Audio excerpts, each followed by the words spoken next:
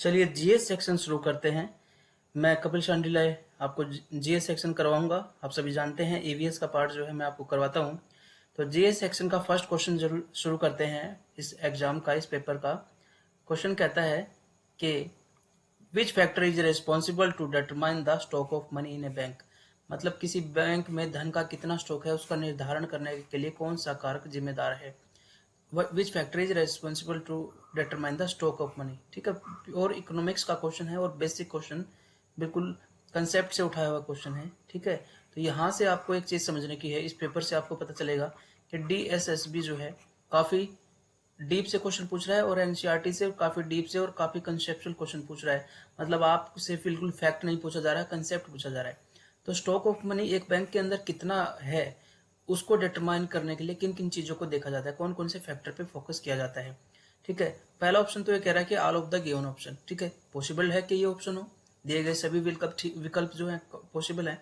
तो देखिए monetary base. Monetary base मतलब जो मॉनेटरी बेस बैंक का है, जैसे शुरुआत में किसी बैंक को खोला जाता है, कितना पूंजी निवेश उसमें किया जाता है, इतनी पूंजी के साथ जो है बैंक को जो है हमने एस्टेब्लिश किया है। कोई भी बैंक एस्टेब्लिश किया है तो कितनी पूंजी के साथ स्टार्ट किया, तो एक तो बेस वो हो गया, वो उसके अंदर हमेशा रहेगी। एक रिक्वायरमेंट भी होती है कि बैंक कोई खोला जाता है तो कम से कम इतना पूंजी उसके अंदर जो है लगाई जाती है जब भी लाइसेंसिंग दी जाती है।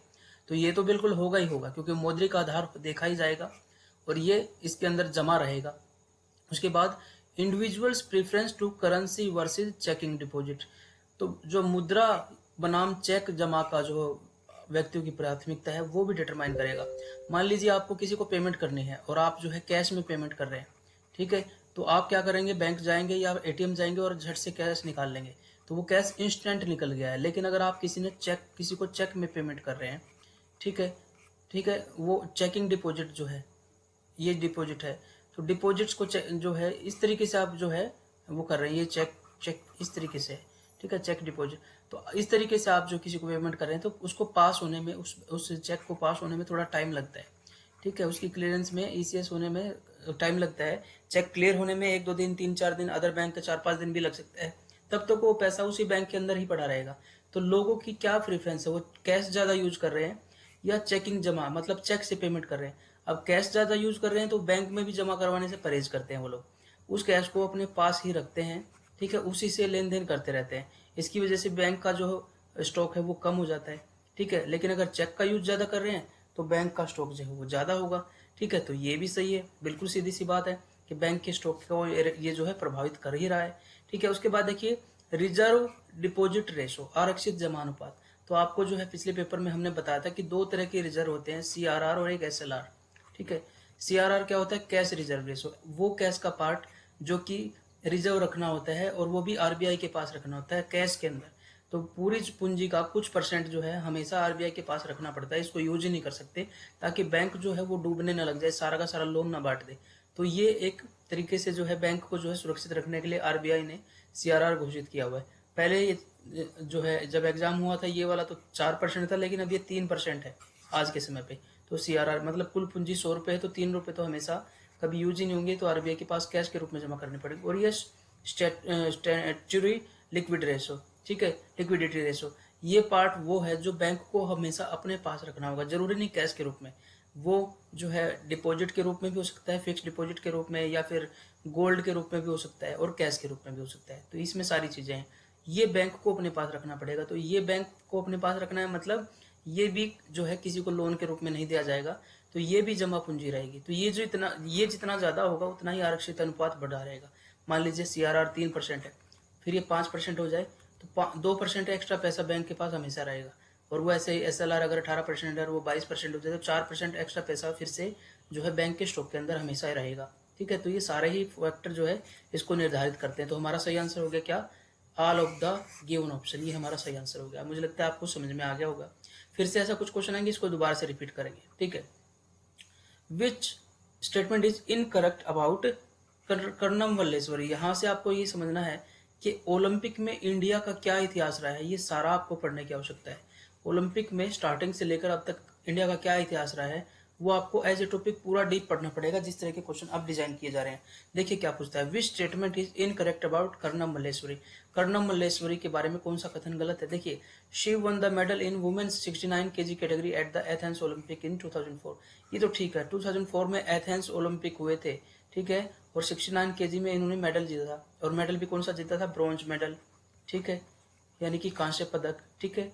और ब्रॉन्ज किस चीज से बनता है, आपको एक बार मैं बता दूं कि क्वेश्चन आता है कई बार, तो ये कॉपर प्लस टिन से बनता है, ठीक है, कॉपर प्लस टिन से बनता है। तो कॉपर में जिंक मिला देंगे, जस्ता मिला देंगे तो वो पीतल हो जाएगा, लेकिन ये कांसा है, कॉपर प्लस टिन से मिलता है, बनता है, तो ब्रॉन्ज मेडल मिला था। तो ये देखिए इन्होंने एक ऑप्शन दिया, C won the bronze medal in the weightlifting, ये भी ठीक हो गया और ये भी ठीक हो गया। अब हमारी सुई किस पे आएगी, देखिए इसमें चौथा ऑप्शन नहीं दिखा, चौथा ऑप्शन इधर से पढ़ लेते हैं, कोई बात नहीं।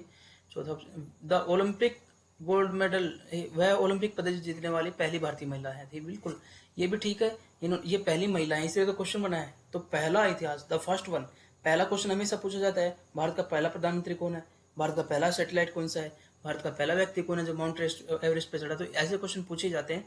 तो फर्स्ट महिला है जिसने जो है भारत की तरफ से जो है कोई ओलंपिक मेडल जीता, और उसमें भी कांस्य पदक जीता, ये भी ठीक है, और उसके बाद ये भी ठीक है, ठीक है। और कौन सा गलत बताना है, तो ये गलत है। देखिए 1994 से 1995 के बीच में उन्हें अर्जुन पुरस्कार से पुरस्कृत किया गया, तो ये ऐसा नहीं है जब इन्होंने ये जीता तभी इसको ये पुरस्कार देने का बात बनती है, तो ये 10 साल पहले का वाला ऑप्शन ही गलत हो गया। तो हमारा सही आंसर क्या हो गया, second is the wrong one, ठीक है, बाकी सभी तीनों ठीक है। अब नेक्स्ट क्वेश्चन इज, अर्थव्यवस्था के संदर्भ में निम्नलिखित में से कौन सा कथन सही है, सही पूछा है, ठीक है, सभी भी सही हो सकते हैं, सभी, अभी इन्होंने देखिए ऑप्शन कौन से दिए हैं, बहुत, 2 and 3, ओनली 1 and 2 and 1 2 3, तो एक एक को देखते हैं क्या होता है। एप्रिसिएशन, तो इसको एप्रिसिएशन को यहाँ पर मैं एप्रिसिएशन ही लिख देता हूँ, क्योंकि इसकी जो ये ट्रांसलेशन है ये ठीक नहीं है इकोनॉमिक पॉइंट ऑफ व्यू से। Appreciation is when the value of one currency increase regarding other currency, अगर किसी करेंसी की वैल्यू जो है दूसरी करेंसी के रिगार्डिंग बढ़ जाती है, ठीक है, मान लीजिए हमारा रुपया करेंसी है और इधर डॉलर है, ठीक है, अभी डॉलर, $1 हम जब खरीदते हैं तो हमें मान लीजिए 80 रुपये देने पड़ते हैं, ठीक है, लेकिन अगर $1 खरीदने के लिए हमें 70 देने पड़े तो हमारी करेंसी की वैल्यू बढ़ गई है, ठीक है, अब हमें कम करेंसी देनी पड़ती है, 70 रुपये में ही कम चल जाता है, अब 10 करेंसी हमारे मतलब हमारा करेंसी में वैल्यू हो गई है, तो इसको कहेंगे अप्रिशिएशन, ठीक है। तो ये तो बिल्कुल ठीक है, जब एक मुद्रा का मूल्य दूसरी मुद्रा के संबंध में बढ़ जाता है, ये तो बिल्कुल ठीक है, ठीक है। तो ठीक है, तो अब देखो क्वेश्चन निकालने का तरीका, अगर ये हमारा ठीक है अप्रिशिएशन, तो देखिए इन्होंने पूछा है सही कौन सा है, तो पहला सही है, तो पहला इसमें भी नहीं है, ठीक है, तो ये 3 ऑप्शन में से आंसर होगा, ठीक है। अब अगला देखिए deflation, when the overall price level decrease so that inflation rate become negative, when overall, जब जब समग्र मूल्य सत्तर जो है सभी चीजों का मूल्य इतना घट जाए कि मुद्रास्फीति यानी कि महंगाई दर नेगेटिव में चली जाए। मान लीजिए आज महंगाई इधर जो है वो +4 है, मान लीजिए पिछले महीने के कंपैरिजन में अगर देखें 100 रुपए की कोई चीज़ आती थी तो अब 104 रुपए की आती, तो +4 की हो गई। लेकिन अगर वो 90 की आने लगे तो हम -10 में चले गए ना। तो ऐसे टाइम की बात हम कर रहे हैं जब मुद्रास्फीति जो है नेगेटिव में आ जाए, उसको डिफ्लेशन कहते हैं, ठीक है, ये भी ठीक है, ये सही एग्जाम्पल, सही डेफिनेशन दी है, तो ये भी ठीक है, पहला भी ठीक है और दूसरा भी ठीक है, ठीक है। डिफ्लेशन वो सिचुएशन है जब प्राइस लेवल इतना डिक्रीज हो जाता है कि इन्फ्लेशन रेट अगर कैलकुलेट करें तो वो नेगेटिव में आ जाता है, ऋणात्मक हो जाता है। तो पहला ठीक है, तो ये कट गया, पहला और दूसरा दोनों में ये कट गया, क्योंकि दोनों ठीक हो गए, या तो ये होगा या ये होगा, पहला और दूसरा दोनों ही ठीक है, तो दूसरा इसमें नहीं, तो ये गलत हो गया। अब है depreciation, monetary value of an asset decrease over time due to use wear and tear. Depreciation तो हम आपको करा चुके हैं, किसी भी चीज की, संपत्ति की मौद्रिक वैल्यू जो है घट जाती है जैसे जैसे टाइम होता है। जैसे आप देखते हैं कोई कार खरीदते हैं या कोई और चीज खरीदते हैं तो आपको डेप्रिसिएशन होता है हर साल, आप चाहे उसको खड़ी रखिए, ठीक है, समय के साथ उसका 1/10 रेट अपने आप घट जाता है। आप जब बच्चे जो भी कार यूज करते हैं या बाइक या कोई भी चीज यूज करते हैं तो डेप्रिसिएशन रेट देखते हैं, उसमें 1/10 तो अपने आप ही गिर जाता है, ठीक है। और इसलिए जो है ये डेप्रिसिएशन का पार्ट है। और इसके अलावा वियर एंड टियर जो यूज करते हैं, टूट फूट होती है, या फिर अप्रचलन के कारण, या वो चीज जो है अप्रचलित नहीं रहती, मतलब आजकल इनवोग नहीं है वो, ठीक है, इनवोग नहीं है मतलब प्रचलन में नहीं है, तो इसकी वजह से उसकी वैल्यू कम हो जाती है। तो आजकल कहते हैं पुराना फैशन हो गया तो अब इसका रेट टूट गया है, इस तरीके से डेप्रिसिएशन कहते हैं। तो ये भी सही है, तो 1 2 एंड 3, तो हमारा सही ऑप्शन हो गया 4, ठीक है, सही आंसर हमारा 4 हो गया। अब है next, the phenomenon of rising of liquid in the thin tube is called as, एक पतली सी ट्यूब में मान लीजिए एक बीकर के अंदर जो है पानी भर दिया हमने, ठीक है, और उसके अंदर एक पतली सी ट्यूब हमने डाल दी, ठीक है, तो पानी का लेवल जो है ना इस लेवल से ज़्यादा ऊपर चला जाता है, ठीक है। इस फिनोमिना को क्या कहा जाता है, ये हमसे पूछने की कोशिश कर रहे हैं। तो क्या कहा जाता है आप बताइए, सोचिए, 1 मिनट में आपको टाइम देता हूँ।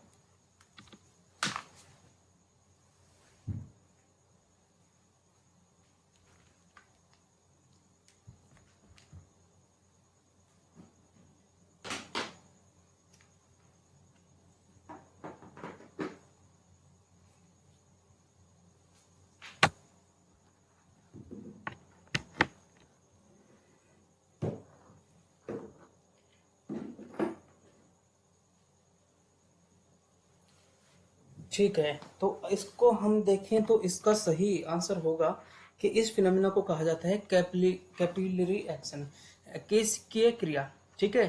कैपिलरी एक्शन इसको कहा जाता है, केशिकीय क्रिया भी कहा जाता है। और इसके बहुत सारे एग्जांपल देखे आपको जो पेपर में पूछे जाते हैं, ठीक है।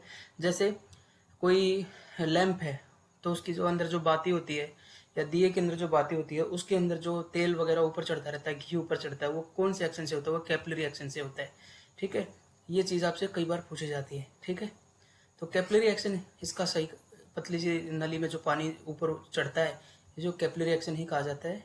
उसके बाद नेक्स्ट क्वेश्चन देखते हैं, which of the following dance form is not considered as the classical dance form, इनमें से कौन सी डांस फॉर्म जो है वो क्लासिकल डांस नहीं है। तो क्लासिकल डांस कौन से होते हैं, वैसे तो क्लासिकल डांस बने तो फोक डांस से ही है, लेकिन क्लासिकल डांस वो होते हैं जिनमें स्टेप्स जो है ना वो स्टेप वाइज, स्टेप 1 स्टेप 2 इस तरीके से जो है नियम बनाए हुए हैं। पोजीशन, पोज बनाना, ये सारी चीजें जो है उसमें फिक्स की हुई है, पहली स्टेप कौन सी होगी, दूसरी कौन सी होगी, तीसरी कौन सी होगी, इस तरीके से स्टेप बाय चला जाता है और फाइनली लास्ट जो है स्टेप होती है और उनमें रूल रेगुलेशन भाव भंगिमाएं सारी फिक्स कर दी जाती हैं। तो ये क्लासिकल फॉर्म होती है। तो कथक जो है वो है, ठीक है। तो हमसे पूछा कौन सा नहीं है, कथक तो है, तो ये गलत हो गया, ठीक है। कथक कहाँ पे है, यूपी में है, हमें पता है। बिहू ये फोक है, ठीक है, ये क्लासिकल नहीं है, हमें आंसर तो यहीं से मिल जाएगा। और बिहू कहाँ पर है, असम के अंदर है, ठीक है। आंध्र नाट्यम जो है ये क्लासिकल फॉर्म है, आंध्र नाट्यम से बाद में कुचिपुड़ी जो है डेवलप हुआ, तो ये आंध्र प्रदेश के अंदर है, ठीक है। इसको भी कंसिडर किया जाने लगा है, पहले बस कुचिपुड़ी को ही कंसिडर करते थे। और चौथा मणिपुरी, मणिपुरी क्लासिकल है जो कि मणिपुर के अंदर होता है, ठीक है, ये भी क्लासिकल फॉर्म है। तो हमारे पास बिहू हो गया जो कि फोक है, क्लासिकल नहीं है, ठीक है, लोक नृत्य है ना कि क्लासिकल। नेक्स्ट क्वेश्चन इज, मौलिक अधिकारों के संबंध में गलत विकल्प खोजना है। तो मौलिक अधिकारों के बारे में कौन सा विकल्प गलत है, गलत मैचिंग कर कही हुई है, with regard to the fundamental right find the incorrect option. देखिए आर्टिकल 24 ये कहता है provision of employment of children in factory, बिल्कुल ठीक है। आर्टिकल 24 में कारखानों में बच्चों को जो है उनके रोजगार पर प्रतिबंध है, कितने साल तक के, 14 साल तक से नीचे वाले बच्चों के, ठीक है। उसके बाद article 27 freedom as to payment of tax show promotion of any particular religion. तो ये कह रहा है क्या कि इसमें फ्रीडम दी गई है किसकी, टैक्स की। अगर आप अपने जो है किसी कोई भी धर्म से रिलेटेड व्यक्ति है वो अपने धर्म की प्रचार कर रहा है और उस पर कुछ खर्च कर रहा है, तो जो पेमेंट की गई है किसी व्यक्ति को जो है उस पर इनकम टैक्स नहीं दिया जाएगा, देना पड़ेगा आपको। तो कर के भुगतान की स्वतंत्रता, ये बिल्कुल ठीक है, ये आर्टिकल 27 में दिया गया है। अब कह रहा है article 26 freedom of conscience and freedom profession practice and profession, तो ये वाला गलत है। तो हमसे पूछा कौन सा है, इनकरेक्ट, ये गलत है क्योंकि आर्टिकल 25 है। आर्टिकल 25 बताता है कि आप अंतरात्मा की जो जो आपके कहती है धर्म के प्रचार प्रचार की आज़ादी, इस तरह की जो है सारी आप अपने कंसाइंस के हिसाब से जो फ्रीडम ऑफ कंसाइंस प्रोफेस, ये चीज़ों की जो है धर्म के मामले में जो आपका क्या सोच है उसको आप फॉलो कर सकते हैं, धार्मिक स्वतंत्रता है आपको, ये आर्टिकल 25 में दिया है। आर्टिकल 27 के 6 के अंदर जो है आपको ये चीज़ नहीं दी गई। आर्टिकल 26 जो है एक अलग सेक्शन है और जिसमें आप जो है क्या है कि आप जो रिलीजियस रिचुअल्स हैं, रिलीजियस चीज़ें हैं, उनके करने के लिए स्वतंत्र है, जो भी रिलीजियस एक्टिविटीज़ होती हैं वो आप करने के लिए स्वतंत्र हैं, ये चीज़ है। अब है आर्टिकल 27, उसके अंदर जो क्या बताया हमने कि आपको कर के भुगतान की स्वतंत्रता था, ये भी ठीक है, ये भी ठीक है। तो आर्टिकल 23 मानव तस्करी और जबरन श्रम का निषेध, provision of traffic in human being and force labour, ठीक है, बेगारी करवाना या ट्रैफिकिंग मानव तस्करी करना, ये आर्टिकल 23 में। आर्टिकल 23 और आर्टिकल 24 जो राइट अगेंस्ट एक्सप्लॉयटेशन का पार्ट है, ठीक है, तो ये भी बिल्कुल ठीक है। तो ये तीनों ठीक है, तो हमें गलत ढूंढना है, तो गलत हमारा ये हो गया, ठीक है, तो गलत ये हो गया, तो आंसर भी यही हो गया। अब है question number 27। With regard to International Court of Justice, where is the International Court of Justice situated. ठीक है, अंतर्राष्ट्रीय न्यायालय कहाँ स्थित है? तो इंटरनेशनल कोर्ट ऑफ आर्बिट्रेशन भी इसको कहा जाता है। इसके अलावा जो है इसका जो मुख्यालय है वो पूछा गया है, तो ये हेग में है। और कभी कभी पूछ लेता है हेग कहाँ है, तो हेग नीदरलैंड में है। ठीक है, ये सारे क्वेश्चन पूछ लिए जाते हैं। ठीक है, अंतर्राष्ट्रीय न्यायालय है या नहीं है, पहली बात तो ये। उसके बाद कहाँ पे है, द हेग एक नाम की सिटी है, और हेग जो है वो कहाँ पर है, नीदरलैंड में। ठीक है, ये तीनों ही क्वेश्चन आपको यहाँ से। इसके अलावा आपको हमने क्या बताया था, एक और ऑप्शन बताया था पेरिस। चलिए इनसे भी कुछ मुख्यालय बता देते हैं। यहाँ पर यूनेस्को का है। ठीक है, ये आपको पहले पेपर में बता दिया। वियना, ठीक है, वियना में, ऑस्ट्रिया की राजधानी वियना में जो है वो जो न्यूक्लियर ग्रुप से रिलेटेड जो ग्रुप है वो आपको बताऊंगा मैं बाद में, जब कोई क्वेश्चन आएगा। वो भी इंपॉर्टेंट है, और सारे ही ऑप्शन इंपॉर्टेंट है। इसमें जो है वर्ल्ड बैंक है। ठीक है, वर्ल्ड बैंक यहाँ पर सिचुएटेड है वाशिंगटन डीसी में। तो सभी जो है मुख्यालय हैं, बड़े बड़े हेडक्वार्टर के इस ऑप्शन के अंदर। अब है next question, which instrument is in use to measure the depth of water in ocean. Ocean के अंदर जो है जो डेप्थ ऑफ वाटर जो हम कैलकुलेट करते हैं कितना डेप्थ है, उसके लिए कौन सा इंस्ट्रूमेंट यूज किया जाता है? तो सबसे पहले तो आपको अगर ये बात नहीं पता है कि जब हम किसी पानी के ऊपर हैं और उसके अंदर जो है आप उस ओशन के अंदर उसकी डेप्थ देखना चाहते हैं, तो गहराई को एक यूनिट से मापते हैं जिसका नाम है फैदम। ठीक है, जैसे 1 मीटर होता है तो इसमें बोलेंगे 1 फैदम, 2 फैदम, ऐसे बोलेंगे। तो सीधी सी बात है, हमें आंसर यहाँ से मिल जाएगा। अगर आपको यूनिट पता है तो fathometer is the right answer. Fathometer से हम फैदम नापते हैं, यानी कि समुद्र की गहराई नापते हैं। ठीक है, उसके अलावा ए मीटर से करंट नापते हैं, बिल्कुल आपको पता ही है। ए मीटर से आपको जो है इलेक्ट्रिसिटी करंट नापते हैं। इलेक्ट्रोमीटर से दूध की शुद्धता, ठीक है, मिल्क की प्योरिटी नापते हैं इसके इलेक्ट्रोमीटर से। और बैरोमीटर से क्या नापते हैं, एयर प्रेशर। ठीक है, एयर प्रेशर यानी कि वायु दाब इसके नापते हैं। ये सारे ही क्वेश्चन आपसे पूछे जा सकते हैं, और ये एक क्वेश्चन ऐसा बन ही जाता है, ट्रेडिशनल सी क्वेश्चन है। अब है which place is not included in the list of UNESCO world heritage cultural site. UNESCO का कार्यालय हमने बताया था कि यूनेस्को जो है, आपको इसके बारे में बताया था कि यूनेस्को जो है ये इसका हेडक्वार्टर कहाँ पर है, पेरिस में है। पेरिस किसकी राजधानी है, फ्रांस की। तो आपको देखिए बार बार रिवीजन करवा के थोड़ा सा पक्की चीजें हो जाएंगी और अच्छा रहेगा। अब देखिए यूनेस्को कि विश्व धरोहर सांस्कृतिक स्थल की सूची में कौन सा स्थल शामिल नहीं है। टोटल अभी तक 34 स्थान जो है इंडिया के जो है इसमें इंक्लूड किए गए हैं।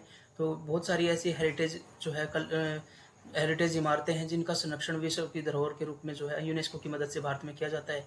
तो 34 ऐसी हैं। ठीक है, आप इसको जो है नेट पे जाके सर्च कर सकते हैं कौन कौन सी है, लेकिन आपको बताएं कौन सा नहीं है। तो देखिए महाबोधि टेम्पल कॉम्प्लेक्स ऑफ बोध गया, तो बोध गया बुद्ध धर्म देखिए पूरे वर्ल्ड में इतना फेमस है, चाइना दूसरे देशों में भी।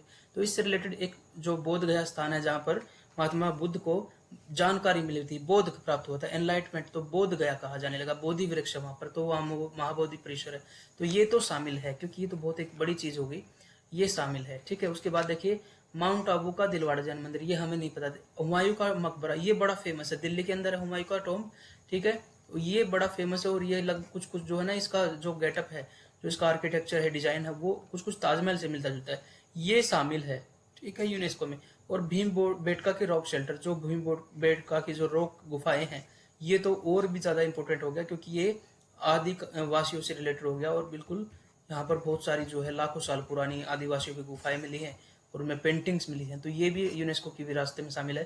तो हमारा सही आंसर हो गया क्या, कि ये माउंट आबू है ना, ये दिलवाड़ा का जैन टेम्पल, ठीक है, माउंट आबू में जो स्थित है, ये वो ऐसा स्थान है जो रावली पर्वत पे ऊपर स्थित है, जो अभी तक यूनेस्को में शामिल नहीं किया, बाकी ये शामिल किए हुए हैं। ठीक है, नेक्स्ट क्वेश्चन इज धन विधेयक के बारे में निम्न से कौन सा कथन सत्य है। एक कथन सत्य है, ये ध्यान रखना, बस एक कथन सत्य है, बाकी गलत होंगे, 3 गलत होंगे, तो एक सत्य जो है वो ढूंढना है हमें। If any question arises whether a bill is a money bill और not the decision of president is final. अगर ऐसा प्रश्न उठता है कि कोई भी विधेयक धन विधेयक है तो इसके बारे में राष्ट्रपति का निर्णय अंतिम निर्णय होता है, ये तो बिल्कुल गलत है, स्पीकर निर्णय करता है। ठीक है, हमें सत्य निकालना है, तो ये तो हो गया गलत, ये तो ऑप्शन ही नहीं हो सकता। अब देखिए Rajya Sabha must return the money bill with in the period of maximum 2 month, ये भी गलत है। 14 दिन के अंदर राज्यसभा को इसको उल्टा वापस करना पड़ेगा। It has to return it in 14 days. अगर ये रिटर्न नहीं करता तो पास माना जाएगा।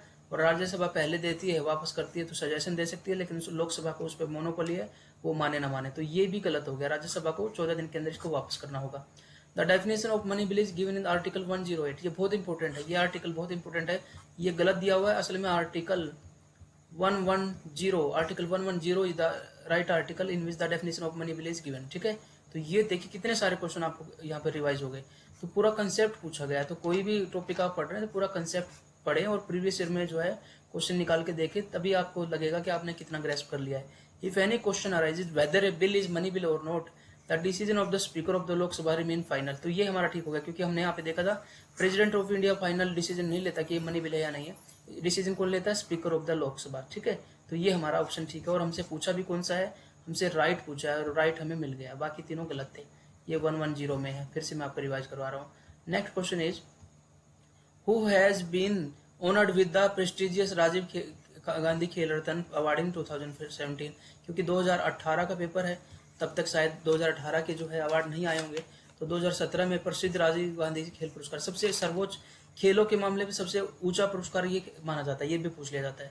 ठीक है, इनकी स्टार्टिंग 1991-92 में हुई थी, राजीव गांधी की डेथ हो गई थी। ठीक है, पहला पुरस्कार जो है जो विश्वनाथन आनंद को दिया गया था, जो चेस खेलते हैं। ठीक है, ये भी क्वेश्चन पूछा जाता है, क्योंकि अब आपको, क्योंकि हर टॉपिक से बिल्कुल स्टार्टिंग से भी क्वेश्चन पूछा जा रहा है, इसलिए मैं आपको ये चीजें भी बता रहा हूँ। अब लेकिन 2017 में किसको दिया गया था? सरदार सिंह को। हमारा ऑप्शन तो ये आ गया।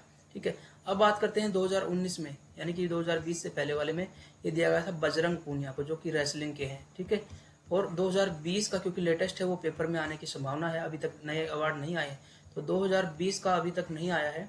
तो आपके अगर रिसेंट में कोई एग्जाम होता है तो 5 खिलाड़ियों को दिया गया, जिसमें एक जो है रोहित शर्मा है, जो कि क्रिकेट खेलते हैं। ठीक है, दूसरा है मरियप्पन थंगावेलु। ठीक है, मरियप्पन थंगावेलु जो है ये साउथ इंडियन एक प्लेयर है, मेल थंगावेलु, और ये दिव्यांग है। ठीक है, यानी कि पैरा एथलीट है, ये पैरा एथलीट है और हाई जंप उससे रिलेटेड है। ठीक है, इस पैरा एथलीट है मरियप्पन थंगावेलु। ठीक है, एक इनको दिया गया। उसके अलावा एक और खिलाड़ी है जिनका नाम है रानी रामपाल। ठीक है, ये आपको ध्यान रहना चाहिए, ये इसको बार बार रिवाइज करें 2-3 बार, आपके टिप्स पे होने चाहिए। यही खिलाड़ी जो है 1-2 साल तक आपको हेल्प करेंगे। ये हॉकी टीम, हॉकी में है, हॉकी की फिलहाल जो है ये कैप्टन बनी हुई है। उसके बाद है मनिका बत्रा। मनिका बत्रा एक और खिलाड़ी है जो कि जिसको ये अवार्ड मिला है, 2020 की बात कर रहा हूँ मैं, 2020 के अवार्ड मिल चुके हैं, और ये टेबल टेनिस से रिलेटेड है, टेबल टेनिस से रिलेटेड। और एक नाम जो फिर से रिपीट हो रहा है वो है विनेश फोगाट, जिसको आपने देखा था कि उन्होंने गोल्ड मेडल जीता था। अब ये जो है रेसलिंग से रिलेटेड है, तो ये भी आपको जो है, अब ये कुछ नाम है जो बार बार रिवाइज हो रहे हैं, तो इनको आप अपना नोट कर लीजिए। अब है नेक्स्ट क्वेश्चन। नेक्स्ट क्वेश्चन क्या कहता है, देखिए नेक्स्ट क्वेश्चन कहता है कि when did the central cabinet pass a resolution to grant reservation of 50% seat to the women in panchayat. देखिए 1992 में हमने देखा था कि 73rd जो है अमेंडमेंट किया गया था, पास हो गया था। उसके बाद 1993 जो है, और वो भी अप्रैल में जो है ये लागू भी हो गया था, और ये पंचायत से रिलेटेड था। और ऐसे ही 1992 में एक और अमेंडमेंट लेके आए थे 74th, जो कि 1993 जून में लागू हो गया था, और ये किससे रिलेटेड था? नगर पालिका से रिलेटेड। ठीक है, ये पंचायत से रिलेटेड। फिलहाल पंचायत वाले की बात कर रहे हैं कि केंद्रीय मंत्रिमंडल ने पंचायतों में यहाँ पर 1/3 रिजर्वेशन था महिलाओं के लिए। ठीक है, तो अब ये कह रहा है कि केंद्रीय मंत्रिमंडल ने जो है एक रेजोल्यूशन पास किया, जिसमें महिलाओं का जो है रिजर्वेशन 50% करने की घोषणा कर दी गई। ये प्रस्ताव कब पारित किया गया था? ठीक है, ये सीधा सा आंसर मैं आपको बताऊंगा, इन ऑप्शंस का कोई फायदा नहीं है, तो हमारा सही आंसर हो गया 2009 में मनमोहन सरकार ने ये पास किया था। ठीक है, तभी का ये क्वेश्चन है, और इसको आप जो है नोट कर लीजिए, बहुत इंपॉर्टेंट क्वेश्चन है। अब है ये कौन सी कंपनी है जो भारतीय अंतरिक्ष अनुसंधान संगठन की एक वाणिज्यिक शाखा है? Which company is the commercial arm of the Indian space research, Indian ISRO, इसको इसरो शॉर्ट फॉर्म में कहते हैं, इंडियन स्पेस रिसर्च ऑर्गेनाइजेशन। अब आपने देखा पहले तो इसरो भारत के ही सैटेलाइट छोड़ता था, लेकिन अब वो बाहर के सैटेलाइट भी छोड़ रहा है, अमेरिका की भी छोड़ रहा है। ठीक है, तो इसरो जो है जो दूसरों के सैटेलाइट छोड़ता है, और जो ये स्पेक्ट्रम वगैरह बिकता है, सारा कुछ होता है, तो कौन सी वो ऑर्गेनाइजेशन इसने बनाई हुई है जो इस चीज को देखती है, यानी कि वाणिज्यिक शाखा, जो कि कॉमर्शियल एक्टिविटी को देखती है, कितना पैसा किधर से आना, कितने में क्या बेचना है, सैटेलाइट का किराया जो ऊपर पहुंचाने का वो कितना है। तो इसका सही आंसर है, देखिए ये तो नहीं है स्पेस कॉर्पोरेशन ऑफ इंडिया। ठीक है, एंट्रिक्स दोनों में ही है। ठीक है, तो आपको देखना है एंट्रिक्स कॉर्पोरेशन लिमिटेड, ये वाला जो है ना एंट्रिक्स वाला, ये है। एक बार एंट्रिक्स विवाद भी होता 5-6 साल पहले, काफी न्यूज में आया था। तो एंट्रिक्स जो है कॉर्पोरेशन लिमिटेड वो ब्रांच है इसकी, वो कॉमर्शियल ब्रांच है, जो कि इसके वाणिज्यिक शाखा है, जो कि इसके कॉमर्शियल इंटरेस्ट को देखती है। अब अगला क्वेश्चन है विच of the following is not true about the national council of education research and training. तो ये तो बिल्कुल आपसे ही क्वेश्चन पूछ लिया है कि जो एनसीईआरटी की बुक्स आप पढ़ते हैं तो वो एनसीईआरटी जो संस्था है national council of educational research and training, इसका फुल फॉर्म भी पूछ लिया जाता है, तो आपको पता होना चाहिए national council for educational research and training. ठीक है, तो इनमें से कौन सा एक राष्ट्रीय अनुसंधान परिषद के बारे में सत्य नहीं है? तो 3 ठीक होंगे और 1 गलत होगा, ये ध्यान रखना है। NCERT is a constitutional body, यही गलत है। ठीक है, यही पूछा है। ठीक है, एनसीईआरटी एक कॉन्स्टिट्यूशनल बॉडी नहीं है, ये पहले नहीं थी, कॉन्स्टिट्यूशन में नहीं दी गई है। ये जो है एनसीईआरटी जो है वो वैसे तो एस्टेब्लिश बहुत पहले कर दी गई थी, लेकिन बाद में इसको स्टेट्यूटरी बॉडी बना दिया, वैधानिक संस्था बना दिया गया, statutory body, not constitutional body, संवैधानिक संस्था नहीं है। तो ये हमारा गलत है और यही हमारा आंसर भी हो जाएगा उस हिसाब से। NCERT is an autonomous organisation, बिल्कुल ऑटोनोमस ऑर्गेनाइजेशन है ये। NCERT assist and advise the centre and state government to policies and programme for quality improvement in school education, बिल्कुल स्टेट और सेंटर को ये एडवाइस करती है ताकि एजुकेशन में गुणवत्ता में सुधार किया जा सके, ये तो बिल्कुल ठीक है। उसके बाद देखिए it was establish in 1961 by the government of India, देखिए इसकी स्थापना 1961 में की गई थी गवर्नमेंट ऑफ इंडिया, लेकिन बाद में 1994 या के आसपास जो है इसको जो है स्टेट्यूटरी बॉडी बना दिया गया था। ठीक है, तो अब देखिए ये संवैधानिक संस्था नहीं है और हमारा सही आंसर भी क्या हो गया, ये भी ठीक है, ये भी ठीक है, इसके बारे में यही गलत है, इसके बारे में हमसे गलत ही पूछा है, तो हमारा आंसर हो गया 1। नेक्स्ट क्वेश्चन इज निम्नलिखित में से कौन सत्य शोधक समाज के बारे में कौन सा जो है बात गलत है? सत्य शोधक समाज पिछली बार भी आया था और हमने बताया था कि ज्योतिबा फूले महात्मा फूले भी कहते हैं, उन्होंने जो है इसको एस्टेब्लिश किया था कहाँ, महाराष्ट्र के अंदर।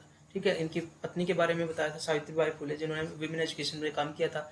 ठीक है, सत्य शोधक समाज और सत्य धर्म जो है नाम से एक पुस्तक भी इनके द्वारा लिखी गई थी जो कि एग्जाम में आई है डीएसएसबी में। अब सत्य शोधक समाज से फिर से क्वेश्चन उठाया गया है कि इसने प्रमोट किया marriage without the involvement of ब्राह्मण प्रीस्ट। इसने जो क्या था, उच्च वर्ग का जो लोग थे ना, उनके खिलाफ ये काम करते थे, जो जाति पाति को एक करने के लिए करते थे। तो कहते कि ब्राह्मण पृष्ठ की या पुजारी की हमें आवश्यकता नहीं है। ठीक है, हम अपना विवाह बगैर उनके भी कर सकते हैं, तो ये बिल्कुल ठीक है। ठीक है, उच्च वर्ग के सर्वोच्च के खिलाफ तो ये काम कर ही रहे थे। इट्स मेंबर टू के वो नॉट टू कंज्यूम अल्कोहल, तो ये कुछ ज्यादा हो गया कि हम दारू नहीं पिएंगे, इसको छोड़ देते पहले। It was establish initially in Satara में ही सत्य शोधक समाज की स्थापना की थी एंड पुणे, यही जो है 2 स्थान है जहां पर ज्योतिबा फुले और उनकी पत्नी जो है वो एक्टिव थे। ठीक है, जो कोर्स कंटेंट में आपने देखा होगा जब कल्चरल रेनेसेंस करवाया है तो इन जगहों का जो है जिक्र वहां पे आया है, पुणे का भी आया है। ठीक है, इसकी स्थापना पहले सतारा फिर पुणे में हुई थी। ठीक है, it was founded by Jyotiba Phule या ज्योतिराव फुले भी कहते हैं, और 1873, ये भी ठीक है। तो हमारा जो है इन्होंने पूछा है कि कौन सा गलत है, ये ठीक है, ये ठीक है और ये भी ठीक है, तो ये गलत है। इसके सदस्यों ने शराब न करने का संकल्प लिया, ये कुछ ज्यादा ही है, इररिलेवेंट सा हो गया, ऐसा कुछ नहीं है। ठीक है, अब बात करते हैं नेक्स्ट क्वेश्चन की। नेक्स्ट क्वेश्चन है सविनय अवज्ञा आंदोलन के बारे में इनमें से कौन सा कथन सही है? बाकी मतलब एक कथन कौन सा सही है? C Rajagopalachari went to Payyanur from Calicut to break the salt law. तो सी राजगोपालाचारी के बारे में कहा गया कि वो पय्यानूर है, कहाँ पर, कालीकट कहाँ है, ये केरला की बात कर रहे हैं। ठीक है, तो ये इन्होंने स्थान गलत दिया है। ठीक है, Gandhi ji started the civil disobedience movement on 4th of April 1930 by picking a handful of salt. तो देखिए यहाँ पर इसने बात तो ठीक कही है कि उसने जो है अप्रैल 1930 में जो है एक मुट्ठी नमक उठाया, दांडी नामक स्थान पर, सूरत के पास था ये। ठीक है, दांडी नामक समुद्र के स्थान पर जो है वो पहुंचे थे, लेकिन वो क्या हुआ था कि 12 मार्च को उन्होंने शुरू किया था साबरमती से। ये तारीख भी पूछ सकते हैं, 12 मार्च 1930 को साबरमती आश्रम से, अहमदाबाद से इन्होंने शुरू किया और ये 6 अप्रैल को वहां पहुंचे थे। ये 4 अप्रैल गलत है, 6 अप्रैल को जो है वो कहाँ पहुंचे, दांडी, जो कि सूरत के पास है। दोनों ही स्थान, स्टार्टिंग का स्थान भी गुजरात का अहमदाबाद ही था। तो ये देखिए थोड़ी सी डेट बदल के इस ऑप्शन को गलत कर दिया, ये 6 अप्रैल है, तो ये ऑप्शन गलत हो गया। अब देखिए के कलप्पन ऑफ तमिलनाडु, तो यहाँ पे देखिए जो सी राजगोपाला के बारे में कहना था वो यहाँ है। सी राजगोपालाचार्य ने तमिलनाडु में इसको साल्ट मार्च को लीड किया था और वो तंजौर के कोस्ट तक गए थे, तिरुचिरापल्ली से जो है शुरू किया इन्होंने, तंजौर के कोस्ट तक गए थे और वेदनारायण नाम से जो है एक स्थान है, वहां पर तंजौर के कोस्ट पर वो पहुंचे थे और साल्ट लॉ को ब्रेक किया था। तो ये भी गलत हो गया क्योंकि यहाँ पर होना चाहिए सी राजगोपालाचारी और यहाँ पर होना चाहिए के कलप्पन। ये के कलप्पन के बारे में बात हुई है, तो हमको समझा भी पूरा दिया है और इनमें से कोई भी नहीं आंसर हमारा हो गया। ठीक है, कोई भी करेक्ट नहीं है। ठीक है, सारे ही गलत है। तो ये 6 अप्रैल कर दो, यहाँ पर इन दोनों के नाम बदल दो तो तीनों करेक्ट हो जाएंगे। तो आपको जो है बिल्कुल इसको मतलब गांधी जी के बारे में तो जानते ही हैं, उसके बारे अलावा कहाँ कहाँ पर हुआ वो भी पूछ रहा है, क्योंकि ये एनसीईआरटी में दिया हुआ है। Sericulture is related to the production of what? Sericulture किसके उत्पादन से संबंधित है? ठीक है, सेरीकल्चर बिल्कुल एक टर्म है, ठीक है, वो किससे रिलेटेड है?